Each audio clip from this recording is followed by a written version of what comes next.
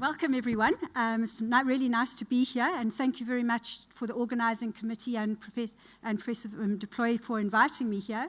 It's certainly given me the opportunity to network with colleagues that I haven't actually seen for quite some time, in fact, 10, 15 years in certain circumstances, so it's actually really nice to be here. I'm afraid I'm carrying on in the tradition of the height issue within this conference, so hopefully you can just see me over the podium. What I'm going to be talking about is something completely different, but it obviously is very important in the management of hypertension, and obviously that's one of the reasons why addressing this particular audience about central aortic pressure. So basically, we are well over the 100-year mark of the discovery of Rivaroki and Korotkov of how one can measure blood pressure by identifying the cuff pressure at which turbulence appears or disappears when you place a cuff around the brachial artery. And even though we're well past the century of this discovery, we still currently use that mechanism to measure blood pressure and thereby to identify systolic blood pressure and diastolic blood pressure in a patient's arm, and from that we diagnose the presence of hypertension. In addition, our current therapeutic approaches to manage hypertension, if we look at what we currently are using, we are still using diuretics and vasodilators to this day, and they were established roughly in the early 1950s, and then following on from them, some of the central acting agents in the 60s. Other pharmacological agents which we currently use, the alpha and the beta blockers, the beginning of the RAS inhibitors in the 1970s, moving on to the calcium channel blockers and further RAS blockers up into the turn of the century. And one of the issues is that all of these agents were developed to target systolic pressure and diastolic blood pressure. So why is that a problem? Well, if you look at blood pressure and how it changes as we get older, irrespective of where you start in terms of your systolic blood pressure, you can see it increases dramatically as we age towards 85, 90 years of age. However, with respect to diastolic blood pressure, as we age, up until around about 55 years, irrespective of where it starts, it increases, but then it dramatically drops. And so you can see, as we're getting older, over the age of 55, we are widening the gap between systolic pressure and diastolic pressure. And that gap is given a particular name. It's called pulse pressure. And so I'm going to be talking quite a lot about pulse pressure this afternoon. Another interesting thing about the difference between systolic and diastolic blood pressure is as you increase your systolic blood pressure, you can see your 2-year risk of death dramatically increases. So obviously systolic blood pressure increases cardiovascular death. However, if we look at diastolic blood pressure, as you decrease diastolic blood pressure, as you decrease your diastolic blood pressure, your cardiovascular risk increases. So in other words, there's a differential. Systolic blood pressure, when it increases cardiovascular risk, but diastolic blood pressure works in the opposite direction. And so in essence, what this is saying is that the greater the difference between systolic and diastolic pressure, the greater the pulse pressure, the greater the cardiovascular events. So this divergence of the two pressures beyond the age of 55 is obviously something that we need to manage very, very carefully if we want to prevent cardiovascular events.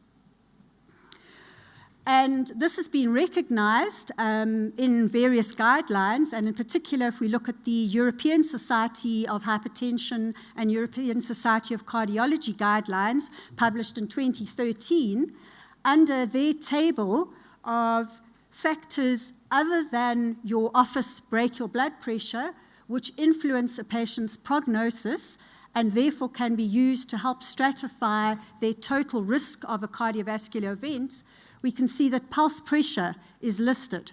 And obviously, in particularly over a certain age, roughly around about 55, I don't like the word elderly, and many of my colleagues I don't think would like that either.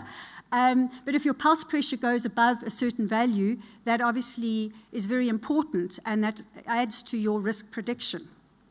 So in essence, the take-home message from this is that pulse pressure is very important in risk prediction for cardiovascular events. So we therefore need to know what are the factors which determine this age-related increase in pulse pressure. And this is data which just happens to be collected in women, but the same data has been collected in men as well. If you look at your quartiles of age, so in other words, increments of age, there's indeed an increase in pulse pressure as you get older, but there's no change in stroke volume. And in addition, we have some data collected here in Gauteng, mainly in participants from Soweto, over 1,000 of them. And here we see the pulse pressure, dramatic increase with age, and again, no change in stroke volume. So it's certainly not the stroke volume which contributes towards this age-related change in pulse pressure. What does contribute towards age-related increases in pulse pressure, however, is aortic stiffness. So these are data collected in the States in an area called Framingham, which is just outside Boston. And here we can see the pulse pressure increasing as you get older, and a simultaneous increase in pulse wave velocity, which is a non-invasive means of assessing the stiffness in the aorta, so aortic stiffness. And similarly, again, in our cohort of participants from Soweto, we see that age dramatically changes your pulse pressure, and again, this is associated with a dramatic increase in aortic stiffness. But there's a lot more that we need to talk about in terms of this aortic stiffness. Importantly, if we look at so this is the aorta, the arch of the aorta coming down the abdominal aorta and then down to the femorals. And over here we have the carotid and then brachial and then radial arteries. And the reason I put this diagram in is that aortic stiffness is not consistent. Stiffness in the arteries is not consistent. Stiffness in the aorta differs from stiffness in the peripheral arteries. And that can, in essence, be shown in this diagram over here, which shows that your stiffness in your aorta increases from the age of 10 up until your demise, unfortunately. So basically, as we get older, our aortas get stiffer and stiffer and stiffer. And as they say, it begins even as young as the age of 10. But the peripheral arteries, their stiffness does not change much with aging. And so what this results in is that there's a difference in stiffness between the aorta, the central arteries, and the brachial or radial or peripheral arteries when you are young. However, because of the change in aortic stiffness with aging, that difference between the aorta and the peripheral vessels is pretty much gone by the time you're aged about 70 or 80. And what this basically results in is that you have a lower magnitude of pressures in the aorta compared to the peripheral arteries when you are young. And then because of the stiffness in the aorta and the equalizing of the stiffness when you are older, in essence, as you will see later, your aortic blood pressure is going to equal your peripheral blood pressure. So what this diagram is basically trying to say to you is in a young person, when you measure their brachial blood pressure in the pharmacy, you're going to pick up a certain value, and that value is your brachial blood pressure, and that is vastly different from the pressure in the aorta centrally in a young person. However, in an older person, because of this change in stiffness, as well as other factors which we'll talk about in a moment, the aortic pressure is very much equal to the brachial and the radial pressure. So we need to talk about the other factors which contribute to these differences between the brachial pressure and the aortic pressure. As I'd said, in a young person, brachial is always higher than aortic pressure. But in addition, you can see the waveforms look very different. The brachial pressure has a sharp peak with 2 bumps, and the aortic pressure has a bump on this side and is not quite as sharp a peak. So why do we get these differences in the appearance of these 2 waves? Well, basically, both the peripheral waves and the central aortic wave consist of 2 waveforms. The first waveform is called the percussion wave. Okay, another name for it is the forward wave, and hence the abbreviation PF. And essentially, this forward wave or incident wave or percussion wave comes from stroke volume. As the blood is ejected out the aorta, it creates this forward wave. And the distensibility, the ability of the aorta to expand with its elastic tissue, its compliance, also influences that forward wave.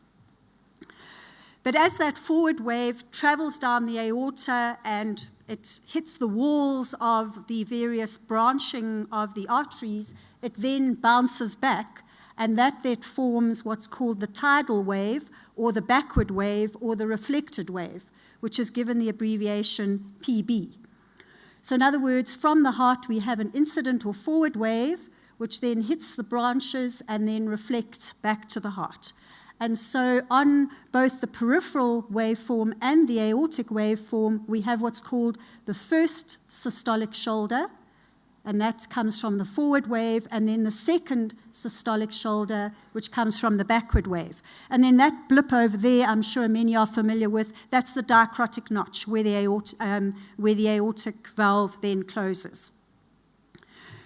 So the aortic waveform essentially in young people has a lower magnitude and has a different waveform shape to the peripheral artery.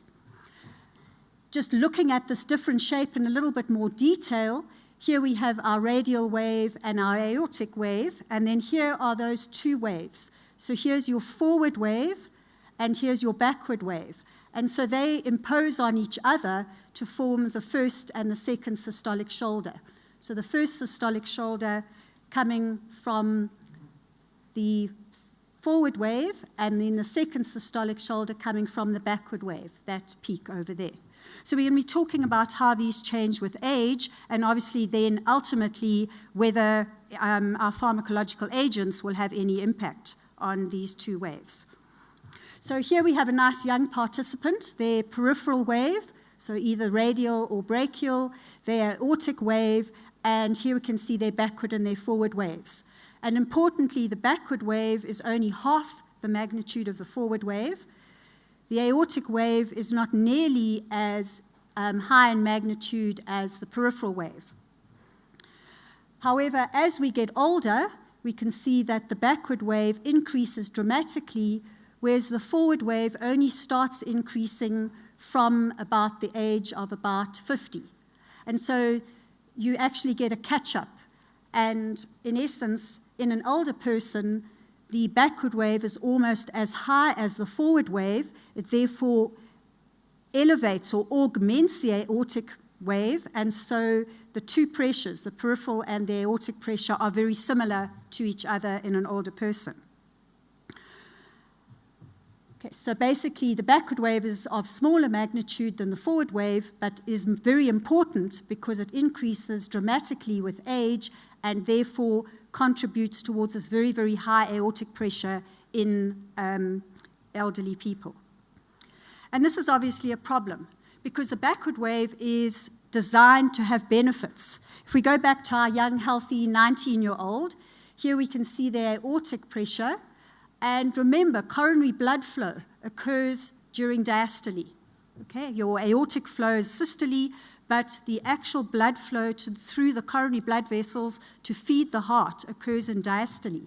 And so the reflected wave arriving in diastole and augmenting pressure in diastole is very important to maintain coronary blood flow. So keeping that picture in mind, let's compare the young versus the old waveforms. So here again we have a 19-year-old, our radial pressure, and we can see the backward wave arriving in diastole, augmenting pressure in diastole, which is important for diastolic blood flow. As you get to about 42 years, the reflected wave is arriving earlier, it's augmenting systolic pressure and less augmentation of diastolic pressure, and it gets even worse as you get older and older and older. So in fact, in an 80-year-old, their coronary blood flow is compromised because they don't have that additional benefit of the backward wave augmenting diastolic blood pressure. So importantly, besides coronary blood flow, what we started off talking about pulse pressure. So does this backward wave contribute towards this increase in pulse pressure, which contributes to cardiovascular risk? And looking at our participants from Soweto, we have the backward wave and the forward wave changing with age. And if we look at pulse pressure in those less than 50 years, as well as those more than 50 years of age, we can see that the correlation or the association is much better with the backward wave than the forward wave. So in essence, what we're saying is it's that backward wave that we have to worry about, because it's the backward wave that's contributing towards that wide pulse pressure, which is responsible for increasing cardiovascular risk. In addition to that, the backward wave is far more important than the forward wave in contributing towards the development of a big heart, so cardiac hypertrophy, which occurs as your blood pressure increases. And that contribution of the backward wave is, as I said, more important than the forward wave, regardless of whether you are less than 50 years or more than 50 years of age. So the backward wave is very important in terms of having a negative impact on our end organs. Lastly, this is not our data, but data that has been collected. We've done some collaborative work with Giulio Chirinos, and there are some other authors that have also produced similar data showing that if you increase your reflected wave magnitude by 1 standard deviation, or you increase the percentage by 10%, you massively increase your risk of having a cardiovascular event. So not only does backward wave contribute towards a high pulse pressure, it also causes target organ damage and influences cardiovascular risk. So basically, that's what I've said up till date. I've spoken about pulse pressure and how important it is and how it predicts cardiovascular events. I've also introduced the concept of the backward wave being the problematic component of this high pulse pressure. So the question is, can we use aortic pressures to predict people who are at cardiovascular risk? And so what this slide shows is that as you increase systolic blood pressure, you increase your risk of stroke mortality, regardless of which decade of age you are in. And the same happens for mortality for ischemic heart disease, as well as other vascular mortality. But if we look at these graphs, what's very important is there is our threshold for hypertension, systolic blood pressure of 140. And so you can clearly see that there's this continuous relationship. And so what can we use to identify these people with normal blood pressure who are therefore at increased cardiovascular risk? And one of the suggestions is that we can use aortic blood pressure. Here we have people who are on stage 1 hypertension, the blue, and the pink would be people who have got what we call high normal blood pressure, so systolics between 130 and 140. So there's obviously no overlap in their brachial blood pressure. However, if we look at these horizontal lines, we can see that there are about 70% of people who have supposedly high normal blood pressure who share values of aortic blood pressure. And so there's a suggestion that we can use aortic blood pressure to identify normotensive individuals at risk. And indeed, we have done this in about 1,000 individuals, where we have categorized them according to brachial blood pressure. So here is optimal. Here is our high normals between 120 and 140 systolic blood pressure, and here obviously our hypertensives. And we then further subdivided our high normals into those with normal aortic blood pressures, which is less than 112 millimeters of mercury, and those with high aortic blood pressures. And what we can see is it's only those with high aortic blood pressures that end up with an enlarged heart or increased aortic stiffness or decreased renal function compared to our optimal blood pressure participants. So clearly, this would suggest that aortic pressures can be used to help us assess normotensives who are at cardiovascular risk. So you're waiting for the pharmacological component of this talk. Here it comes. Okay, so what determines backward wave pressure? If we look at blood pressure responses to vasoconstrictive agents, we can see that your blood pressure goes up and up and up and keeps going up. Okay, and what's important is the forward wave, that wave due to stroke volume, certainly increases, but it increases in parallel with diastolic blood pressure. In comparison, our nasty backward wave has an exponential increase. And in essence, that increase in the backward wave in response to vasoconstrictors is what is responsible for that increase in pulse pressure, which occurs during vasoconstriction.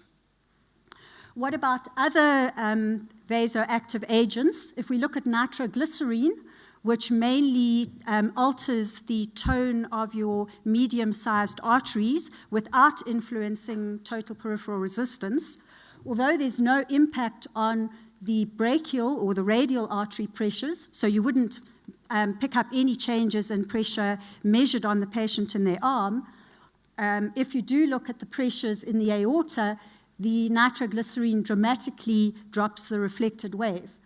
And so this basically tells us that drugs which influence medium-sized artery tone can reduce the reflected waves, but we're not going to be able to pick this up peripherally because our peripheral pressure waves do not adequately identify the backward wave. What about other agents that we traditionally use in managing hypertensive patients? Well, here we have our peripheral artery, and here we have our aorta. And obviously, if you don't give any therapy, there you have your difference between aortic and peripheral artery pressure. If you give a beta blocker, similarly, it has little effect on the backward wave, whereas your A2 receptor blockers dramatically drop aortic pressure by dropping the reflected wave. So there are some antihypertensives, and in particular those with vasodilatory properties, which will drop the backward wave. Just a point of note, there's some recent studies on vasodilator beta blockers, which may drop the backward wave. Diuretics, very little effect on the backward wave. So the dotted line before therapy, the solid line after therapy, peripheral artery and aortic drops are identical, whereas the calcium channel blockers, the drop in aortic pressure is greater than the drop in peripheral pressure. So there are some antihypertensives that seem to reduce the reflected wave. Very briefly, if we look at combination agents, calcium channel blockers plus ACE inhibitors versus beta blockers plus diuretics, here we have the peripheral systolic blood pressure, no difference between the two, but at the bottom we can see that the central systolic pressure is much lower with the ACE-CCB combination compared to the diuretic beta blocker combination. And this just shows the greater difference in the pressures. And similarly, if we were to look at peripheral pressure versus central aortic pulse pressure, again, better effects of the CCB ACE inhibitor combination.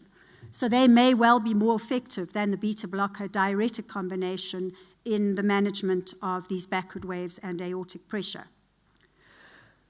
This is just a summary of some of the many studies that have been done to look at the various antihypertensives. And what we can see is they have very different effects, some decreasing, some having no effect, some increasing central pressures, whereas we know all of them drop brachial pressure. So there's a differential effect of antihypertensives on your brachial blood pressure, which you're measuring in the clinic or the pharmacy, as opposed to your central systolic pressure. ACE inhibitors, A2 receptor blockers, potentially beneficial. Beta blockers, if they don't have vasodilatory properties, probably harmful. Calcium channel blockers, we're not quite sure as yet, nor are we sure with diuretics, and nitrates seem to be doing quite well. So in essence, what can we conclude from all of this? What we can conclude is aortic pressure is important because it predicts cardiovascular events beyond brachial blood pressure. It does help us to identify people who do not yet have hypertension, in other words, prehypertensives who may have increased risk of cardiovascular disease, and that currently used antihypertensive agents seem to have a differential effect on central aortic pressures as compared to brachial blood pressures. So can we conclude that central aortic pressure is the new blood pressure target? Unfortunately, it's a bit too early to make that decision. And why is it too early is that the reason why my pharmacological component of my talk was only the last 4 or 5 slides is that the data is very limited to date. And so certainly we need a lot more data on antihypertensive effects before we can make any substantial conclusions as to which ones are beneficial and which ones are detrimental and which ones have no effect whatsoever. We obviously need to decide on what is our threshold for aortic systolic blood pressure. What we used in our studies was 112 based on a 95% confidence interval in our population, but that might not be applicable in all situations. So certainly thresholds need to be established internationally. And very importantly, we need long-term clinical studies with hard endpoints. In other words, long-term clinical studies which are looking at mortality and morbidity before we can conclude that we need to switch from measuring brachial blood pressure to central aortic blood pressure. Thank you.